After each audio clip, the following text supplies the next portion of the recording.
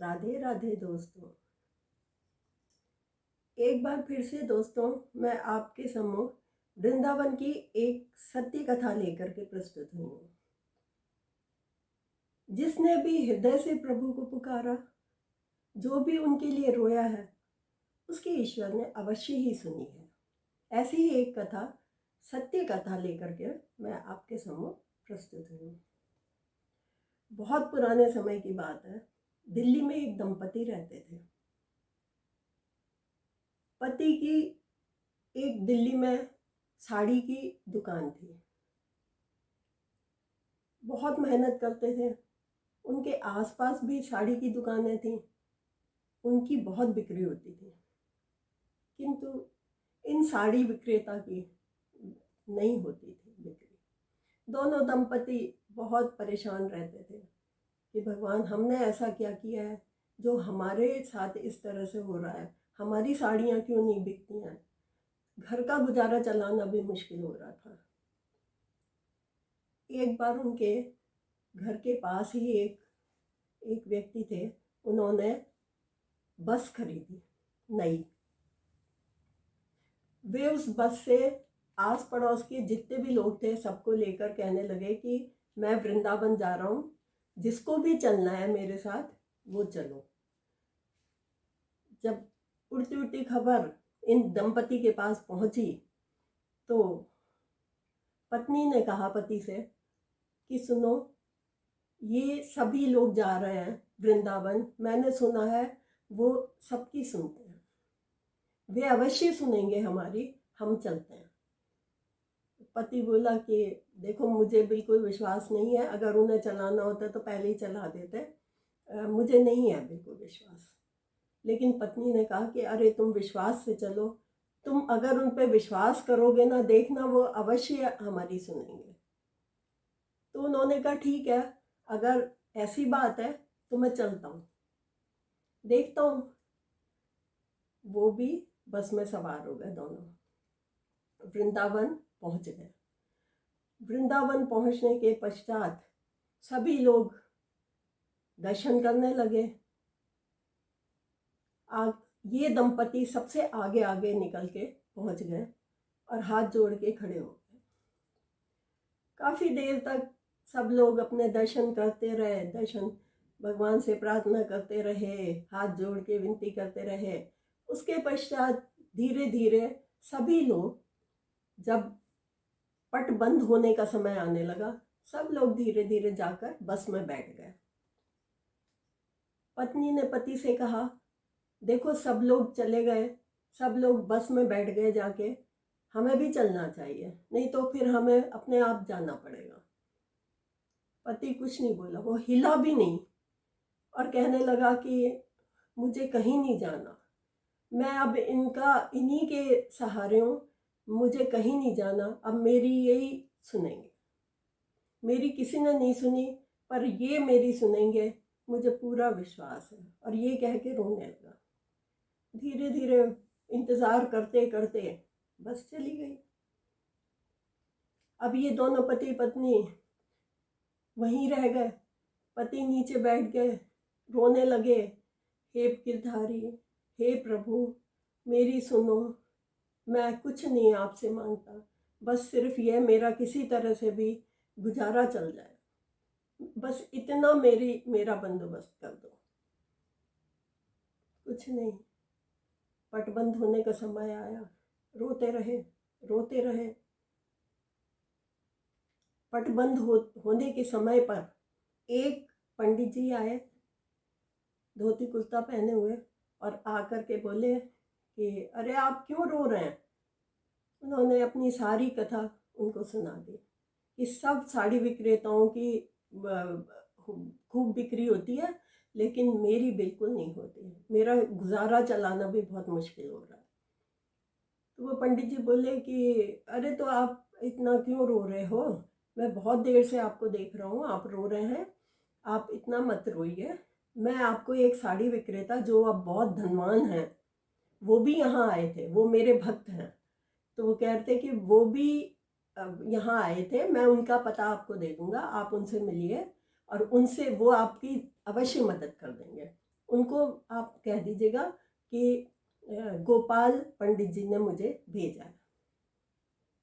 बोले ठीक है, ये भी करके देख लेता हूँ। अब वो बोले आप अपने घर जाइए और आराम से अपने कल सवेरे उनसे मिल लीजिए। बोले ठीक है।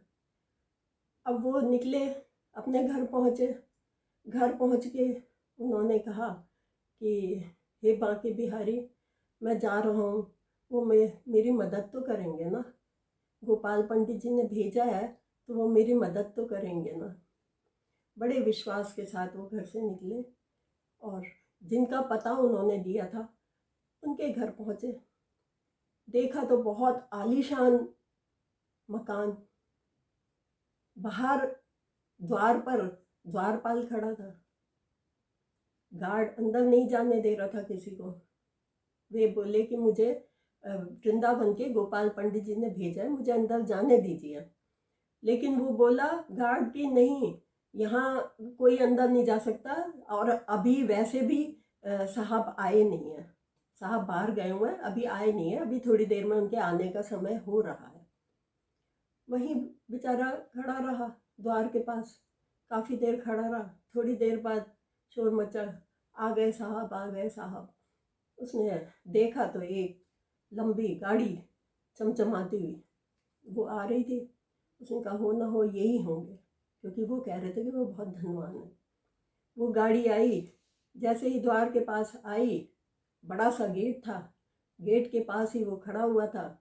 उन्होंने सिर निकाल के गाड़ी में से देखा और पूछा कि हाँ भाई क्या बात है, यहाँ क्यों खड़े हो? उन्होंने कहा कि मुझे गोपाल पंडित जी ने भेजा है वृंदावन से, तो क्या आप मेरी कुछ मदद करेंगे? गोपाल पंडित जी का नाम सुन के उन्होंने गाड़ी का पीछे का दरवाज़ा खोल दिया और कहा कि आप बैठिए, अंदर बात करेंगे। तो उन्होंने कहा ठीक है। वो पीछे बैठ गए गाड़ी में और गाड़ी अंदर चली गई। अंदर जा कर के उन्होंने कहा कि आप आइए, यहाँ बैठिए, यहाँ बैठ के बात करेंगे। तो उन्होंने कहा ठीक है।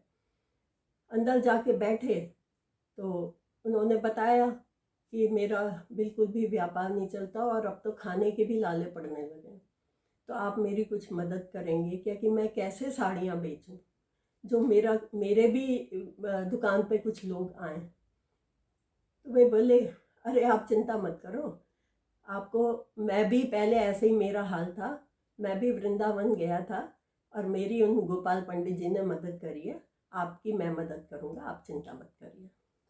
तो उन्होंने कहा ठीक है। बोले ऐसा है कि आपको मैं नए जो डिज़ाइन की साड़ियाँ हैं ना वो भिजवा दूँगा, आप वो पुरानी साड़ी रहने दीजिए और जैसे जैसे बिकेंगी आप मुझे मेरा पैसा वापस करते जाइएगा, कोई जल्दी नहीं है, आराम से अपने कर दीजिएगा। बोले ठीक है। वे घर पहुँचे, घर जा कर के बताया अपनी पत्नी को कि उन्होंने कहा है और मुझे बहुत सांत्वना दी है कि मैं आपकी मदद कर दूंगा। उनकी दुकान पे नई साड़ियाँ आने लगे, नई डिज़ाइनों की। अब उनकी दुकान पे धीरे धीरे भीड़ रहने लगी, सारी साड़ियाँ बिकने लगी और वो धीरे धीरे करके कुछ ही महीनों में उनके पास धन आने लगा।